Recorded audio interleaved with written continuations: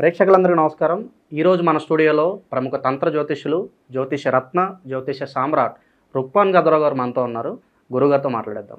గురుగారు నమస్కారం. గురుగారు మాతృదేవోభవ, పితృదేవోభవ, ఆచార్య దేవోభవ. గురుగారు, మే నెలలో ధనుసు రాశి వాళ్ళకి ఓవరాల్గా ఈ నెల అంతా ఎలాంటి ఫలితాలు ఉంటాయి గురుగారు? రాహువు, కేతు, గురుగ్రహ సంచారం కూడా ఈ నెలలో జరగబోతుంది. ఓవరాల్గా మరి ఈ నెల వీళ్ళకి ఎలా ఉంటుంది గురుగారు?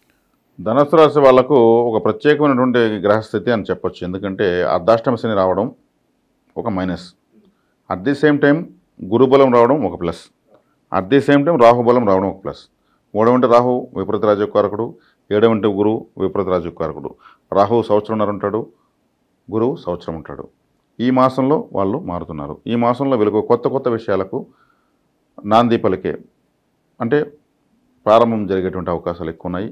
గురువు సమస్త శుభకారకుడు, రాశ్యాధిపతి, సప్తమంలో ఉంటూ రాశిని చూడడము చాలా మంచి ఫలితాలను అందుకుంటారు. కానీ అర్ధాష్టమ శని ప్రభావము ఇక్కడ జరగదు. ఎందుకంటే ఆయన యొక్క ఇచ్చే దుష్ఫలితాలను నియంత్రించేదానికి రాహు, గురువు ఉన్నారు. వీళ్ళ యొక్క బలం లేకుండా కానీ అర్ధాష్టమ శని ఉంటే చాలా ఇబ్బందులు ఎదుర్కొనే వాళ్ళే. సో ఓకే, మైనస్ ఏముంది, ప్లస్ ఏముంది, రెండు లెక్కేసుకొని ఇప్పుడు సంవత్సరం పాటు గురువు ఉంటాడు, మళ్ళీ అష్టంలోకి వెళ్తాడు. సంవత్సరంన్నర పాటు తృతీయంలో రాహు ఉన్నాడు, రాహు యోగిస్తాడు. 2.5 సంవత్సరం అర్ధాష్టమ శని ఉంటుంది. ఈ నెలలో ఈ స్థితి ఇంకెప్పటి వరకు వీళ్ళకి అర్ధాష్టమ శని కాపాడుతానికి సంవత్సరంన్నర తర్వాత ఒక 6 నెలల పాటు వీళ్ళకు అర్ధాష్టమ శని బాధిస్తుంది. మళ్ళీ గురువు భాగ్యంలోకి వచ్చేస్తాడు. అర్ధాష్టమ శని బెంబెలెత్తిపోవడం అవసరం ఏం లేదు. ఆయన ఎంత వ్యతిరేక ఫలితాన్ని ఇవ్వాలన్నా కానీ మీనరాశిలో శనేశ్వరుడు అంత కంఫర్ట్గా ఉండడు. అది కాలపురుషునికి వ్యయస్థానం, జలరాశి. కాబట్టి ఇక్కడ వీళ్ళకు అందుకే ప్రత్యేకమైన గ్రహస్థితి అని చెప్పాను. ఈ రాశి వాళ్ళకు భాగ్యంలో కేతు ఉన్నాడు. పితృదోషం అయితే మాత్రం అధికంగా వీళ్ళకు ఉంది. అంటే తండ్రి, పెద్ద తండ్రి, పినతండ్రి లేదా ఎవరైనా తాత ఉన్నా కూడా వాళ్ళకు అరిష్టం అని చెప్పచ్చు. కేతు గ్రహం భాగ్యస్థానంలో, పితృస్థానంలో ఉంది. అదొకటి. నైసర్గికంగానే కాలపురుషులకు 9వ ఇల్లు ధనుసు రాశి. ధనుసు రాశిలో పుట్టినా, ధనుసు లగ్నంలో పుట్టినా పితృదోషంతోనే పుడతారు. ఇప్పుడు సింహరాశిలోకి కేతు వెళ్తున్నాడు. సింహం అంటే రవిది. రవి ఎవరు? పితృకారకుడే. మేషం నుంచి 9వ ఇల్లు ధనుసు, ధనుసు నుంచి 9వ ఇల్లు సింహం. అంటే ధనుసు, సింహాలు ఒకదానికొకటి పంచమ భాగ్యాలు అవుతాయి, పితృస్థానాలు అవుతాయి. కాబట్టి పితృదోషం కొంచెం ఎక్కువైందని చెప్పచ్చు. పితృ సంబంధమైన అరిష్టాలు ఉంటాయి. తండ్రికి ఏదైనా చేస్తున్న వ్యాపారాల్లో నష్టాలు ఉంటాయి. తండ్రి సంబంధికులకు, తండ్రి సమానులకు ఏమన్నా చెప్పాలంటే కాస్త అరిష్టం అని చెప్పచ్చు. ఇతరత్ర తీసుకుంటే అర్ధాష్టమ శని ప్రభావం నన్ను అడిగితే చెప్పుకోవడానికి మాత్రం ఉంది. దానికి భయపడాల్సిన అవసరం లేదు, పరిహారం కూడా అవసరం లేదు. చక్కగా రాహు 3వ ఇంట్లో యోగిస్తున్నాడు, 7వ ఇంట్లో అర్ధాష్టమ శని ఉన్నప్పటికీ గురుగ్రహం బాగా కాపాడుతుంది అంటారు. ఒక గ్రహం వ్యతిరేకంగా ఉంది, 2 గ్రహాలు సపోర్ట్గా ఉన్నాయి. అప్పుడు అనుకూలించే గ్రహాల సంఖ్య పెరిగింది కాబట్టి అనుకూలించిన గ్రహము అన్కంఫర్ట్గా ఉంది మీనరాశిలో. అది జలరాశి. జలరాశిలో విజృంభించలేడు శనేశ్వరుడు ఎప్పుడు కూడా. తన స్థితిని అంత కంఫర్ట్గా పెట్టుకోలేడు.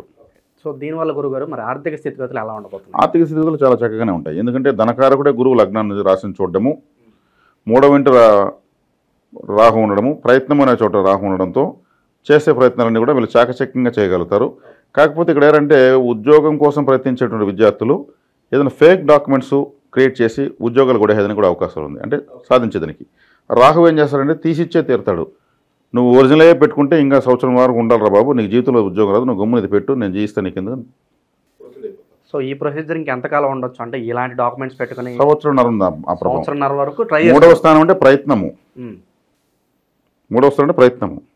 మరి 7వ స్థానం అంటే వ్యాపారము, జీవిత భాగస్వామి, వ్యాపార భాగస్వామి అన్నీ కూడా. ఈ ప్రయత్నం అనే చోట రాహు వచ్చాడు.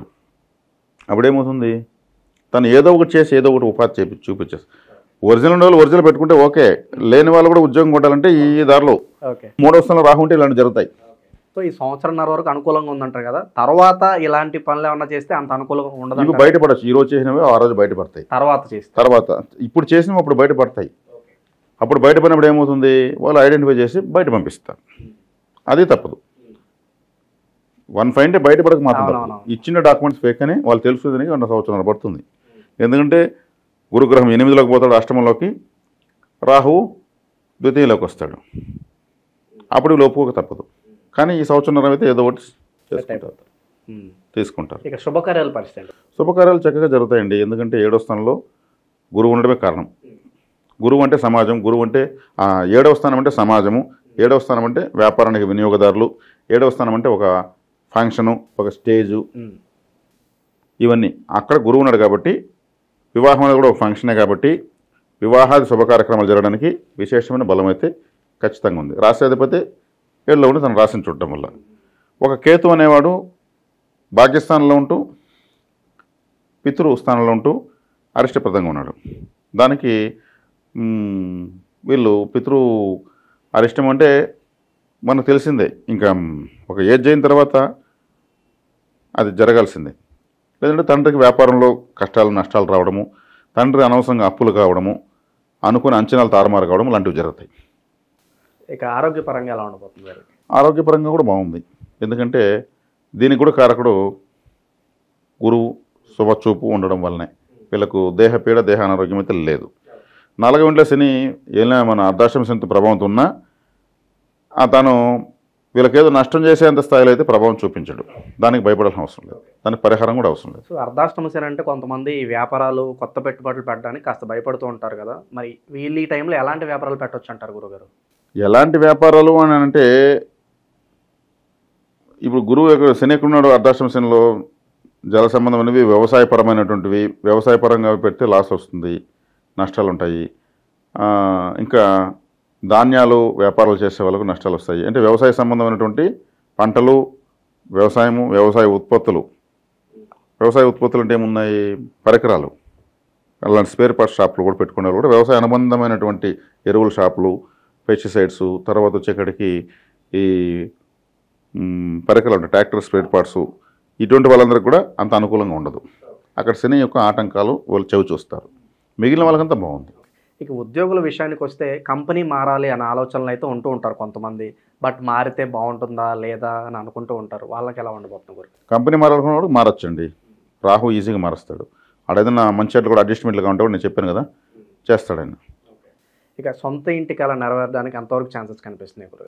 సొంత ఇంటి కళ కొంత శ్రమతో సాధ్యం చేసుకోవచ్చు. ఎందుకంటే 4వ ఇల్లు గృహమైన స్థానంలో శని ఉన్నాడు కాబట్టి, కానీ అది తత్స్థానాధిపతి గురువు 7వ స్థానంలో ఉన్నాడు కాబట్టి ఆయన ఆటంకాలను అధిగమించి దాన్ని సహకారం చేసుకునే బలాన్ని ఇస్తాడు ఆయన. దాంట్లో ఎటువంటి సందేహం. అర్ధాష్టమ శని ఉన్నప్పటికీ కూడా మిగతా గ్రహాలు కొన్ని అనుకూలంగానే ఉన్నాయి, ఇంకా అవి బలపరచడానికి మరి ఎలాంటి రెమెడీస్ చేసుకోవాలి గురుగారు? వీళ్ళు చేసుకోవాల్సిన రెమెడీ ఏంటంటే, అర్ధాష్టమ శని మనకు అనుకూలం కావాలంటే వరాహస్వామి ఆరాధన చేసుకోవాలి.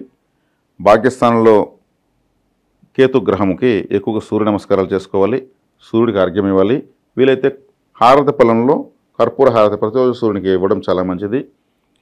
కృత్తిక, ఉత్తరాషాఢ నక్షత్రాల రోజు, అదేవిధంగా అమావాస్య రోజు ఏదైనా గోధుమ రవ్వతో కానీ, లేదా గోధుమ పిండితో కానీ, లేదా గోధుమలకు సంబంధించిన ఆహారం ఏదన్నా కూడా కాస్త నెయ్యి వేసి చేసి, కొన్ని పుష్పాలు, ఒక చిన్న గ్లాసు నీళ్లు ఆ నైవేద్యాన్ని పెట్టి సూర్యునికి చూపించి సమర్పించి 3 సార్లు ఆయనకు నైవేద్యాన్ని సమర్పించి చక్కగా వెళ్ళు తీసుకోవడం కూడా ఉత్తమం.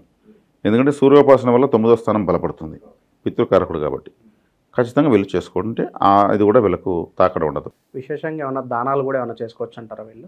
దానాలు చేసుకోవాలనుకుంటే వీళ్ళు ఉలవలు, కేతువుకు సంబంధించిన ఉలవలు, చిత్రవర్ణము, చిత్రం అంటే 2-3 రంగులు కలిసినటువంటి వస్త్రము, ఒక కొబ్బరికాయ, నిమ్మ పండ్లు ఒక 4, విభూతి పండ్లు 4, 11 రూపాయి బిళ్ళలు అన్నీ ఒక కవర్లో వేసి నవగ్రహాల దగ్గర కేతు ఉన్న చోట పెట్టేసి వచ్చేయచ్చు.